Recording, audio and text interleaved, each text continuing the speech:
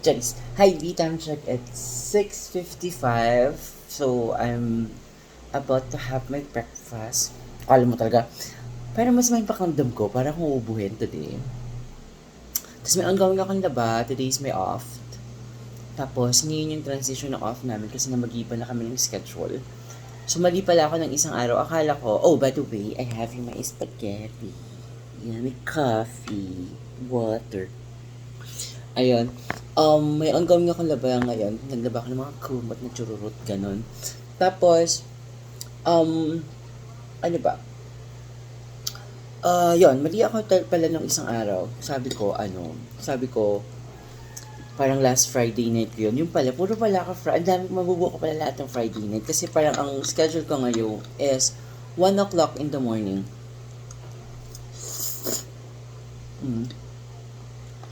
1 o'clock naman din ang araw. Tapos, 1 o'clock naman din ang araw yung pasok ko. Uwi ko is 10. Tapos, ayun, na-excite ako kasi kaya ko parang itong schedule ko.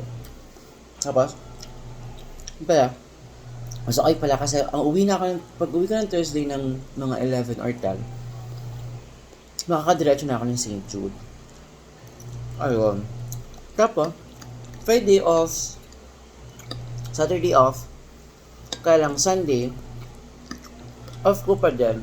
Ay, hindi ko na off ng, kasi parang Saturday off, parang off ko na ng Saturday para papasok na ako ng linggo na madaling araw. So today, nagsimba ako. Ito na yung last na mass ko ng 5 a.m. Plus after 3 months na lang ulit. Tapos,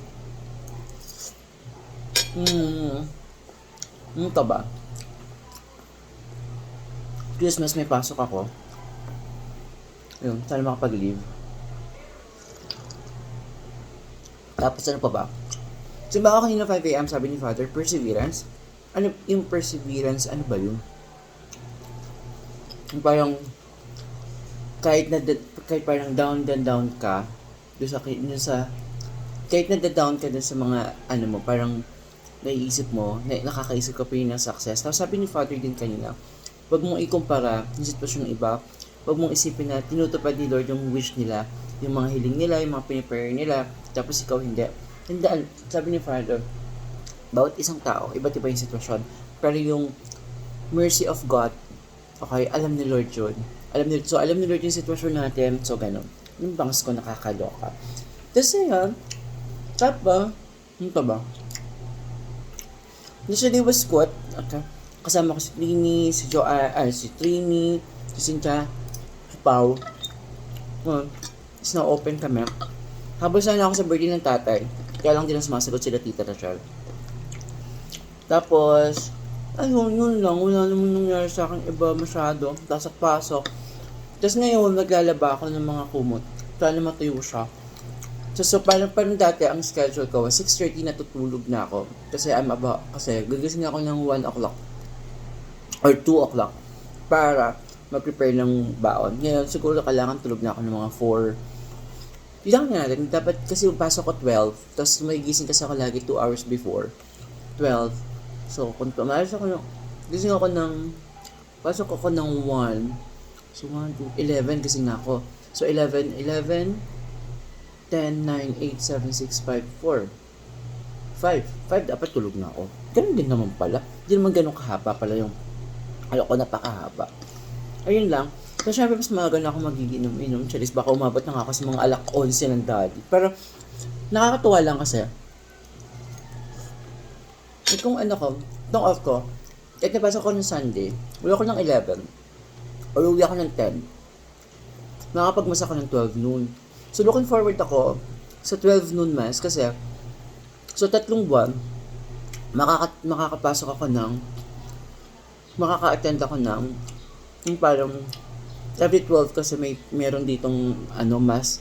Ay, yung parang mass, ano ba tawag nila dun? Yung mass sa shrine.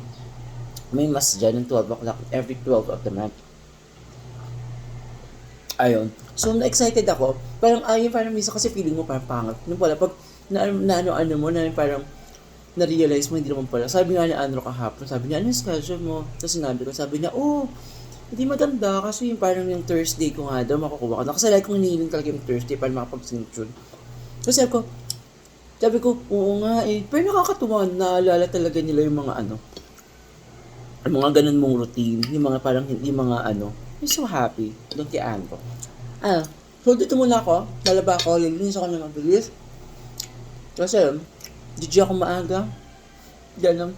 And dito muna ako, God is good. Again, sabi ni Father, huwag mong ikumpara yung sitwasyon mo sa iba. Kung di mo nare-receive yung hiling-hiling mo ngayon at mas natutupad yung hiling ng iba, tandaan mo, iba-iba yung sitwasyon.